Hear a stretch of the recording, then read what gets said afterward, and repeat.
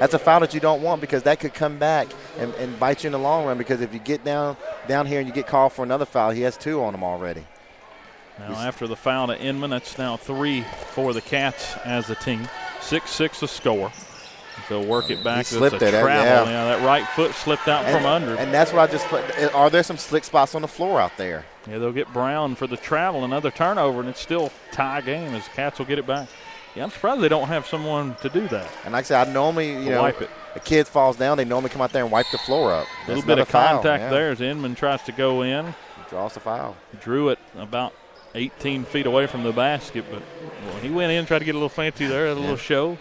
Now, I will say this, officiating got better in the second half of the girls' game. If we could have had the same type earlier in the game, could have made a difference. This game, it seems like it's fair right now. It's both ways, so that's good. 3 and 2, 3 fouls on the Cats, 2 for the Vikings. They get an inside pass to Strong. Now Gavin trying to get to his hot spot on the baseline. Back out left wing, Strong got it. Nothing but net for Tyler Strong, 9-6. They're doing exactly what we talked about. Don't just settle for just a shot. They're moving the ball around, trying to get that open look. That's a great job there. And last night, Tyler Strong with 15, but it was a quiet 15. Had some contact there on Tennessee High as Gavin was trying to play some defense. Basically got ran through by Brandon Brown. That's a foul. And that evens up the foul count for the teams as Johnny Wynn steps out for the substitution. And in comes Jake Johnston for the first time today. And also entering for Tennessee High is Nolan Wishon. So we got a pair of 6'5" players out there. One Webb, that's the junior. Wishon just a sophomore. Johnson gets it near the free throw line, but he took an extra step. Pivot foot kind of slid on him right there before he made the pass and the turnover. Who was that, on Jake Johnston? Yeah, it was on Johnston, who just entered. So I do kind of wonder. I felt that with the 5 you had out there, we were playing really good. How long do you let them go before you sub there? Cole McBride checks in for Mathis. This is usually the starting group. Webb pulls up, misses, but got his own board after it comes straight back to him as it was a short shot. Will Brown had his hands on that ball. You got to bring that in. You got to rebound there. Don't give him an extra look. Tennessee High with the ball. Brandon Brown sort of slid there on his foot, didn't get the travel call, and there's a 3 from Parker. He can't leave him open, and he makes it. And that's what I'm talking about. I felt with the starting 5 out there, we were playing well. We were in sync, and then you sub, and I don't really know that bring you out of sync just a little bit. Tip ball by Webb, and talk about wingspan. He's probably got the longest wingspan around as he knocks that one out of bounds, and the Cats will retain possession, but definitely get you out of rhythm whenever you got to keep inbounding it. As Inman takes it from Johnston on the floor for the Cats now. Strong, Brown. There's Inman going in for a layup, and we got some contact underneath. And it'll go against Tennessee High. And that's the 4th foul. So the Vikings have now passed the Cats in the foul total. 9-9 the score, 2:23 to go in the first period. Again, the period brought to you by State Line Motors. As Jake Johnston gets the inbound now, Inman back to Johnson. Johnson back around top of the key. They're just sort of playing catch. Now Will Brown gets it up near the free throw line. Got double team. Strong for 3, right corner. Missed, but almost got it back in on the second bounce. Webb comes down with the board. They're going to look to push in transition. It's 2-on-1, but Webb walked before he threw it, and a turnover. Brown was wide open from the right arc, but he missed. Tennessee High seems a little bit out of sync, and you wonder, are they out of sync because they started, a couple of those seniors, and that's not normal what they normally do. So you kind of they just look a little bit out of sync right now. 9-9 the score. Turnover here. His foot, but could have probably been a kick ball, but Mitchell going in transition to Brown. A good layup there, and a 2-point lead for Tennessee High. Here's the thing: they pressured like crazy last time they were in a game against Virginia High. Tonight they're not being so. I think what they want to do is get a little bit of a lead, and then you'll look for them to do a pressure. So if they come down here and score right here, a lot of contact. Gavin tried a 3, missed. Tennessee High got the board, pushed it down, got a rebound offensive board. That's what Sean's first, and he got the points. Now they're getting momentum. Look for them to start pressing here in a few minutes. Now they're getting that momentum now. Gavin took a long 3 from the corner. Let's see what he does here. He's not getting any help coming over. He makes a long pass cross court to Inman, who's looking for a screen from Strong. Say that 10 times faster. As Gavin had it on the left wing. Well, he just made one of those passes that we talk, but you never do. Don't throw it all the way on the other side of the court, and he got away with it. No look past Johnson, corner, left corner, and he missed. Rebound. But Brown comes down with the board. Got to go back up with it against Washawn, and he got it over him for 2. 13-11. That felt big early in this one. Tennessee High has scored the last couple of trips down. And if you can keep it close, I think you'll keep them away from pressing you. 39 seconds to go here in the first period.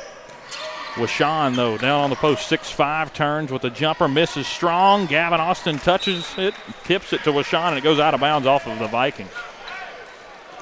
Gavin Austin playing well underneath, trying to keep it out of the hands of those two big men. It's definitely a team that's post-oriented, but they got some shooters on the outside. It makes you wonder sometimes how they're 11 and 12. Well, I mean, how young are they? Are they pretty young? And fairly young, but we just saw there. A lot of seniors. There's a little dunk, a big dunk for Brown as he puts it down in transition. 15-11. Now the Cats trying to quicken it up. I don't think they need to, though. A kick ball. That might be the best thing right there now. If you're Coach Razdick, don't let the dunk take it out. It's only a 4-point game. And that's what I'm talking about. The momentum right here. Don't let them get it. Slow down. You're playing well. Continue to move the ball. That's what I talked about. Don't just come down. They had a big play at this end, a dunk. Don't just come back down. And they rushed it down. Yeah.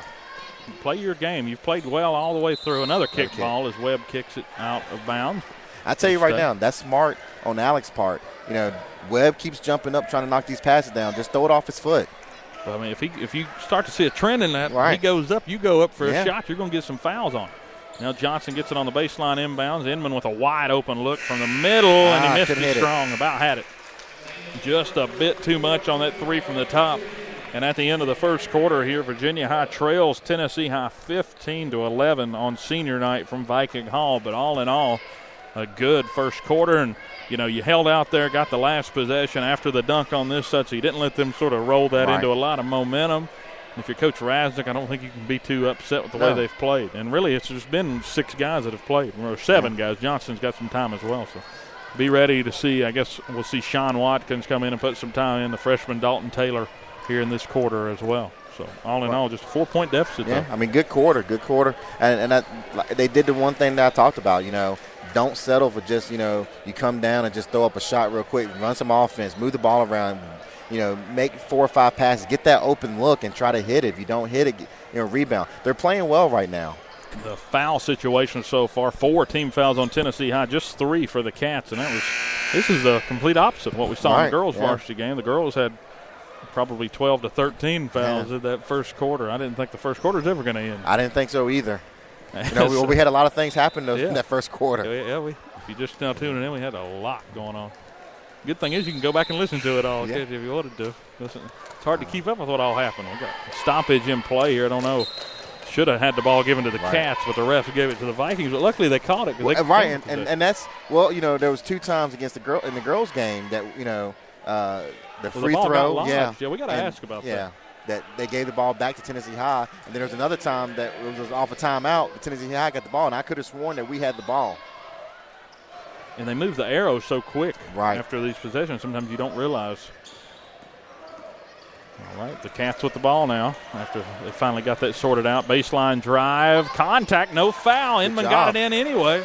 I thought he was going to get an and one, but he didn't. He got the points anyway, though. Cut it back to a 2-point lead for the Vikings. Rohan Spike in the game. Let's see how he plays here. He's going against Mitchell. If he could have got that foul, that would have been 2 on Webb. Mitchell on the left wing driving against 3. Strong comes in and hits him, and he puts a shot in, and he'll go to the line. 17-13. Strong a little reckless there. You had the help. Rohan was there, Brown was there, and you came in from the backside. And that's what I'm talking about. Be aggressive, but at that point you're out of position. You can't do anything there but foul them.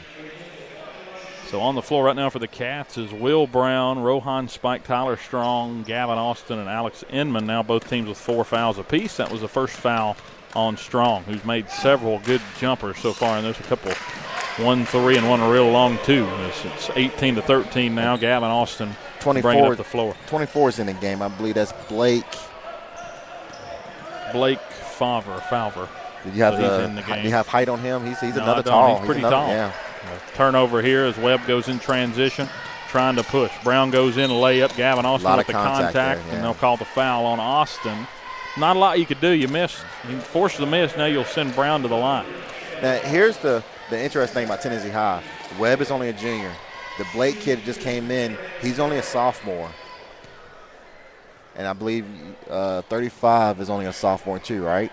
I don't have the ages. Well, Washawn's a sophomore. Yeah, sophomore, yeah. Just what I could get from the That's three guys that are well over 6 feet tall that will be back next year. First free throw goes in. It's 19-13 as Brown lines up another here, left-handed shooter, and he puts it off the rim and rebounded by Strong, and Rohan Spike with it, loses it, getting a little too crazy there with the ball, and now going in transition, Mitchell the other way, and it rolls back in on the layup, 21-13, and that's really an uncalled for and unforced error there as Inman tries to drive against 4, drives it in and gets fouled on his way to the rim.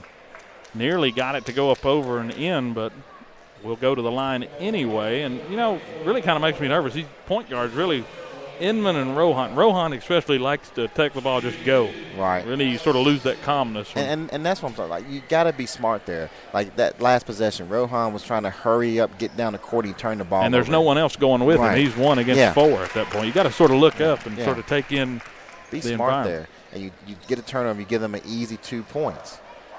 And as a point guard, you really can't get tunnel vision from 60 feet out either.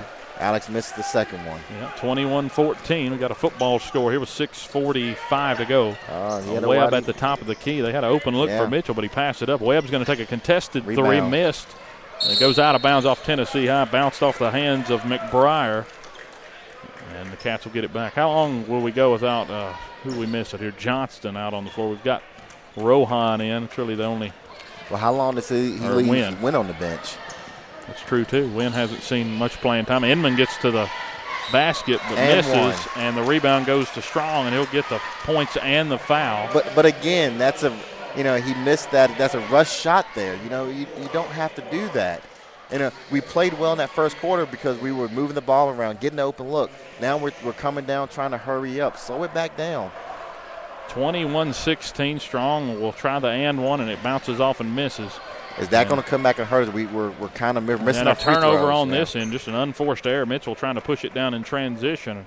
And really, both teams right now trying to speed it up a little too much. Tennessee High, you're trying to force things there.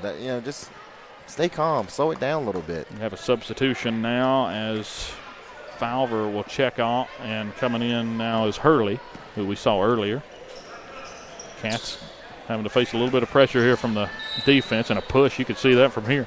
Cade Mitchell shoving Inman there as he caught the ball. And that'll send Inman to the line. 7 fouls now for Tennessee High. It's a 6-minute and 17-second mark here in the second period. It's extremely interesting how they're calling this game. It's extremely opposite of what they call the girls' game. Extremely opposite. Cats with this, if they can make these two, which Inman, pretty good free throw shooter, cut it to a 3-point game. Yeah. And you got Gavin out there, you got Tyler, and they both can hit the 3. He made the first, so we'll get a chance for the second. Cut it to a 4-point lead here, and Gavin out there, and Rohan Spike still for the Cats. Has really been this group for the last 3 or so minutes. Of course, it's working so far. They're hanging with him. As he makes the second, and it's a 3-point game.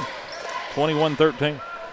Got a good press going here. They got them all stuck on the baseline. A turnover. Spike's got it. Get it back out, and he threw a bad pass to Inman. He nearly gave it back.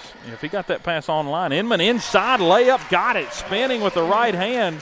Spike's got him stopped over here near the baseline, but he gets out of it. Mitchell does. Now running free. They get a little dish off to Washawn and a foul. As they'll call Brown on the foul down underneath. But, wow, let's go back to that layup down on the other side. How about that? Well, it looked like that play was off or not. Rohan had it. And again, he gets the steal. Calm down. He's trying to hurry up and set something up. Calm down. You get the steal. That's a big turnover. And then we kind of just rushed the shot a little bit. 23-20, now 24-20 after the make. 5:55 to go in this first half. And now they're pressing here. Got to move around. Got to move. They'll throw it into Strong. Not really the best pass in, but they get it anyway. Got Alex over here to the left. Gavin's going to take it down the floor, dribble between defenders. He lost it, but he picks it back up, and he'll settle it back out. Now Inman has an open look, but passes it up. Good closeout. Goes in for the layup. Underneath. Comes up short. Went with a reverse lay-in and came up empty on it. Now Webb's going to push Get it to Washawn on the baseline. He jumps right hand, got it. 26-20. That's too easy there. Coach Raznick's going to call timeout. But again, those are